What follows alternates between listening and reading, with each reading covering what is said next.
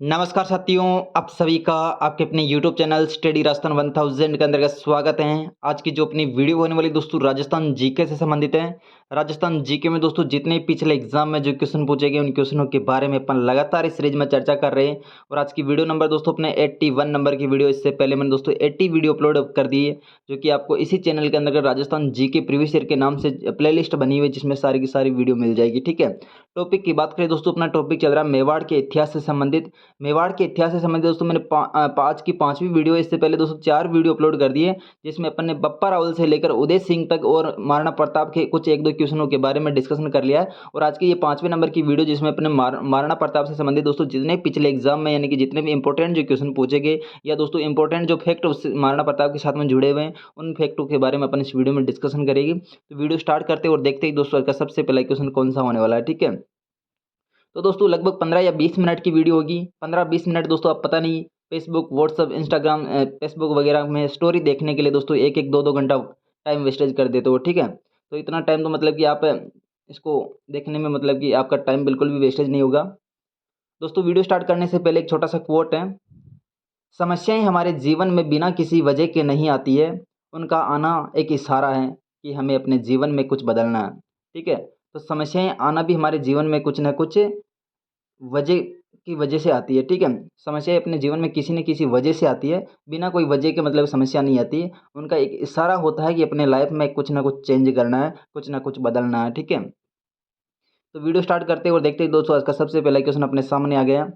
महाराणा प्रताप ने अपने जीवन नवीन राजधानी चावंड में कब स्थापित की थी दोस्तों? तो महाराणा प्रताप ने अपने नवीन राजधानी चावंड को कब स्थापित की थी? तो इस क्वेश्चन के बारे में अपन कल भी डिस्कशन कर चुके हैं। तो दोस्तों महाराणा प्रताप ने अपनी नवीन राजधानी चावंड में कब स्थापित की थी? तो स्थापित की थी दोस्तों 1585 के अंतर्गत। ठीक है, 1585 में नवीन राजधानी चावंड को अपनी स्थापित की थी। नेक्स्ट देखिए, महाराणा प्रताप ने चावंड को अपनी राजधानी बनाया, जो मेवाड़ की राजधानी थी रही दोस्तों। तो ये पे दोस्तों महाराणा प्रताप ने चावंड को अपनी राजधानी बनाया था 1585 के अंतर्गत। और ये कब तक दोस्तों मतलब कि मेवाड़ की राजधानी रही है? तो इसकी बात करें दोस्तों, ये कब तक रही थी?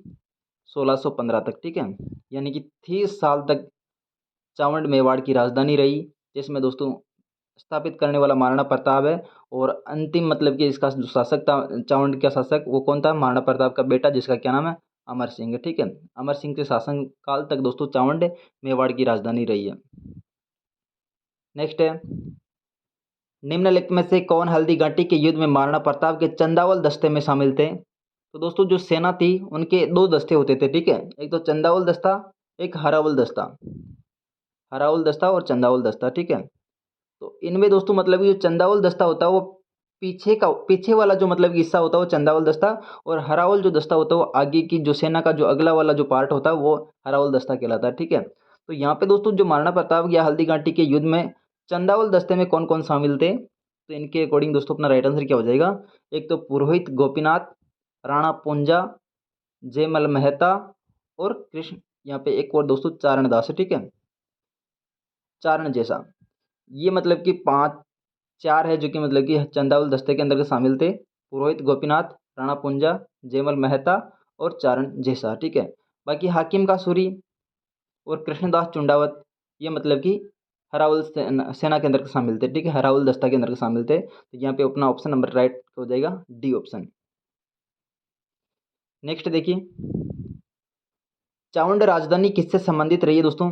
तो चावंड की राजधानी स्थापित करने वाला महाराणा प्रताप है, और अमर सिंह तक दोस्तों ये राजधानी रही। तो यहाँ पे केवल अमर सिंह का नाम नहीं है, तो महाराणा प्रताप अपना राइट आंसर हो जाएगा। ठीक है, चावंड की राजधानी महाराणा प्रताप ने 1585 में स्थापित की थी, और 1615 तक मतलब कि ये राजधानी रही थी। ठीक है, तो यहाँ पे दोस्तों मतलब कि महाराणा प्रताप का जो चावंड की राजधानी है दोस्तों, इसमें जो शासनकाल रहता है लगभग 14 साल तक रहता है।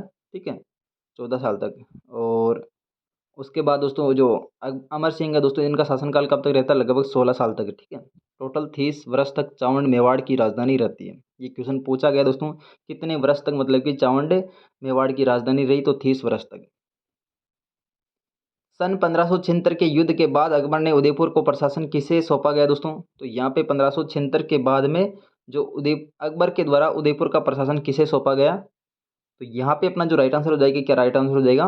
उदयपुर का जो शासन सौंपा गया दोस्तों आमेर के जगन्नाथ कछवा को, ये दोस्तों शासन सौंपा गया। और जो आमेर का जगन्नाथ कछवा दोस्तों इसने एक युद्ध लड़ा था, उस युद्ध का क्या नाम दोस्तों,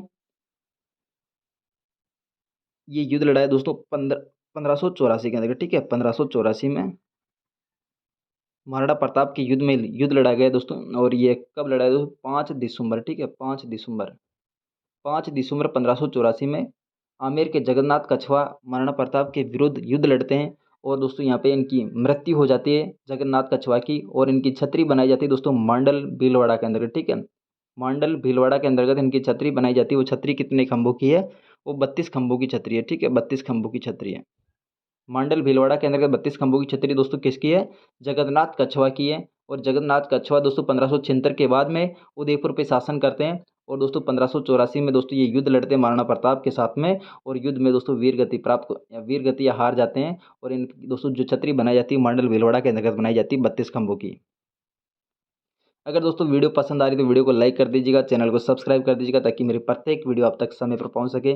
आप राजस्थान से रिलेटेड किसी भी एग्जाम की तैयारी कर रहे हो दोस्तों, इसमें हिस्ट्री का जो टॉपिक आता है तो वीडियो बहुत ही शानदार है, ठीक है।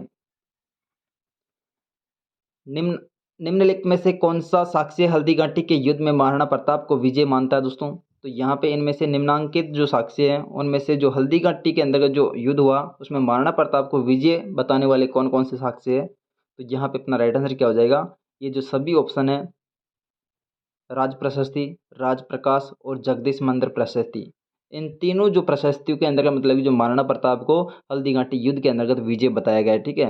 हल्दी घाटी का युद्ध कब हुआ था दोस्तों, 18 जून 1576 को, ठीक है। आप सभी को तारीख याद है, लेकिन एक और तारीख आती है दोस्तों, वो भी मतलब कि राइट मानी जाती है, 21 जून, ठीक है, 21 जून 1576, 21 जून 1576 है और 18 जून 1576 है। लेकिन अपन को प्राथमिकता किसको देनी है, 18 जून वाली को, ठीक है, 18 जून 1576। ये 21 जून है जो कि गोपीनाथ शर्मा के अनुसार है। नेक्स्ट देखिए, निम्नलिखित में से कौन हल्दी घाटी युद्ध में महाराणा प्रताप की तरफ से युद्ध में शामिल हुआ था। तो यहाँ पे दोस्तों हल्दी घाटी के युद्ध में महाराणा प्रताप की ओर से युद्ध में शामिल होने वाला कौन है, तो यहाँ पे दोस्तों मेदिनी राय, हकीम खां सॉरी हसन खां मेवाती और महमूद लोधी। ये जो तीन है दोस्तों, महमूद लोधी, मेदिनी राय और हसन खां मेवाती, ये तीनों की तीनों दोस्तों राणा सांगा के साथ में युद्ध लड़ने वाले थे, ठीक है। राणा सांगा के साथ में युद्ध कौन सा युद्ध था दोस्तों, खानवा का युद्ध, ठीक है। और हाकिम खां सूरी की बात करें दोस्तों, ये कौन था, ये महाराणा प्रताप के साथ में युद्ध लड़ने वाला था। और हरावल दस्ता का मतलब कि सेनापति था, ठीक है, हरावल सेना का, हरावल। और जो चंदावल सेना थी दोस्तों, चंदावल सेना का सेनापति कौन था, राणा पुंजा, ठीक है, राणा पुंजा, जो कि भीलू का मतलब राणा पुंजा था। नेक्स्ट देखिए, निम्नलिखित में से कौन राजपूत सरदार हल्दी घाटी युद्ध में राणा प्रताप के पक्ष में लड़े थे। तो इनमें से दोस्तों ऐसे कौन से राजपूत सरदार थे जो कि हल्दी घाटी में के युद्ध में महाराणा प्रताप के साथ में लड़े थे। तो उनमें से अपना राइट आंसर क्या हो जाएगा दोस्तों, 88 के अंतर्गत। तो यहाँ पे अपन बात करें दोस्तों, राम सिंह तंवर और बीदा जाला और राउत कृष्ण दास चुंडावत, ठीक है। और बाकी माधो सिंह कछवा की बात करें दोस्तों, ये तो उस समय मतलब कि हल्दी घाटी के युद्ध में मतलब कि शायद पैदा भी नहीं हुआ होगा, तो ये ऑप्शन तो कट है, ठीक है। तो यहाँ पे अपना पहला, दूसरा और तीसरा ऑप्शन ठीक है, तो यहाँ पे डी ऑप्शन ठीक हो जाएगा। नेक्स्ट है, हल्दी घाटी के युद्ध में मुगल सम्राट अकबर की सेना का नेतृत्व किसने किया था। तो हल्दी घाटी के युद्ध में जो मुगल सम्राट अकबर की जो सेना थी उसका नेतृत्व किसने किया था।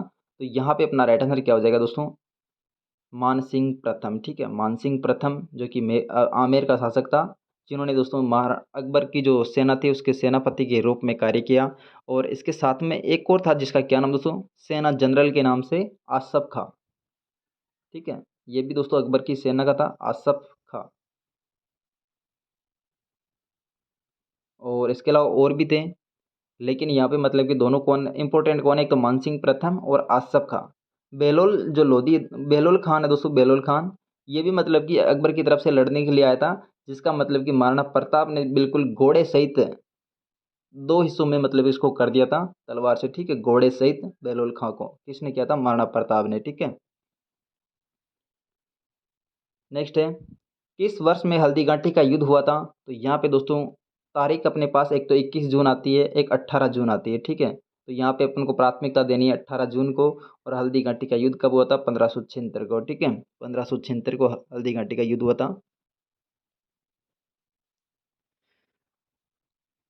नेक्स्ट देखिए, हल्दी घाटी के युद्ध में निम्नलिखित में से किस विद्वान ने दोस्तों खमनोर का युद्ध कहा है? तो हल्दी घाटी का जो युद्ध हुआ था दोस्तों, इसको खमनोर का युद्ध बताने वाला कौन है? तो यहाँ पे अपना राइट आंसर क्या हो जाएगा दोस्तों? 91 के अंतर्गत अबुल फजल है, जो कि मतलब कि हल्दी घाटी के युद्ध को खमनोर का युद्ध बताया था। और बदायूंनी के द्वारा दोस्तों इसको कौन सा युद्ध बताया? गोगुंदा का युद्ध, ठीक है। गोगुंदा, गोगुंदा का युद्ध किसे बताया था? तो किसने बताया था? बदायूंनी ने, ठीक है। बदायूंनी ने गोगुंदा का युद्ध बताया। और कर्नल टोड की बात करें दोस्तों, इसको कौन सा युद्ध बताया हल्दी घाटी को? राजस्थान की थर्मोपली या मेवाड़ की थर्मोपली, ठीक है। राजस्थान की थर्मोपली या मेवाड़ की थर्मोपली दोस्तों कर्नल जेम्स टोड ने किसको, कौन से युद्ध को कहा? हल्दी घाटी को, ठीक है। और कर्नल जेम्स टोड के द्वारा एक और अपने राजस्थान से संबंधित या मेवाड़ से संबंधित है, जो कि युद्ध कौन सा दोस्तों? दिवेर का युद्ध। दिवेर का युद्ध है, जो कि दोस्तों कर्नल जेम्स टोड के द्वारा इसके कर्नल जेम्स टोड ने दिवेर के युद्ध के बारे में कौन सी संज्ञा दी थी? मेवाड़ का मैराथन, ठीक है। मेवाड़ का मैराथन दिवेर का युद्ध होता है दोस्तों 1582 में, ठीक है। 1582 के अंतर्गत दिवेर का युद्ध होता है, जिसमें दोस्तों महाराणा प्रताप की विजय होती है। और यहाँ पे मतलब कि जो युद्ध हुआ 1582 में, इसको कर्नल जेम्स टोड के द्वारा मेवाड़ का मैराथन बताया गया। और जो हल्दी घाटी का युद्ध, इसको मेवाड़ की थर्मोपली बताया कर्नल टोड के द्वारा। और अब्दुल फजल ने दोस्तों इसको कौन सा युद्ध बताया? खमनोर का युद्ध, ठीक है। अब्दुल फजल ने इसे खमनोर का युद्ध बताया। और बदायूंनी ने दोस्तों इसको गोगुंदा का युद्ध बताया, ठीक है। नेक्स्ट है, हल्दी घाटी के युद्ध में महाराणा प्रताप की रक्षा किसने की थी? तो यहाँ पे दोस्तों हल्दी घाटी के युद्ध में महाराणा प्रताप की रक्षा करने वाला कौन है? तो यहाँ पे दोस्तों रक्षा करने के ऑप्शन अपने पास दो बार आते हैं। एक तो राणा सांगा के समय, ठीक है। राणा सांगा की रक्षा किसने की थी?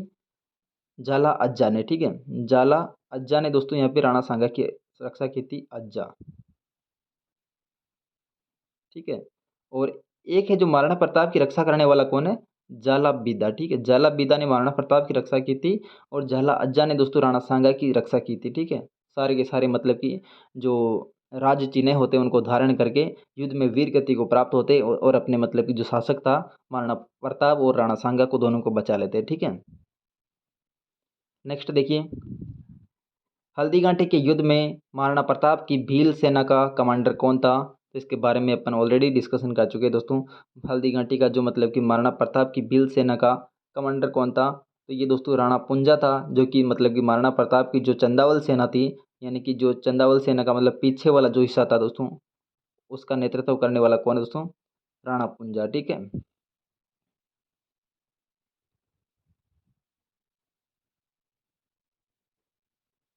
यहाँ पे अपन थोड़ा सा और डिस्कशन कर लेते हैं, मतलब कि जो चंदावल सेना के अंतर्गत कौन कौन थे। तो चंदावल सेना की बात करें दोस्तों, चंदावल सेना में थे एक तो भील राणा पुंजा, जो कि इनका कमांडर था।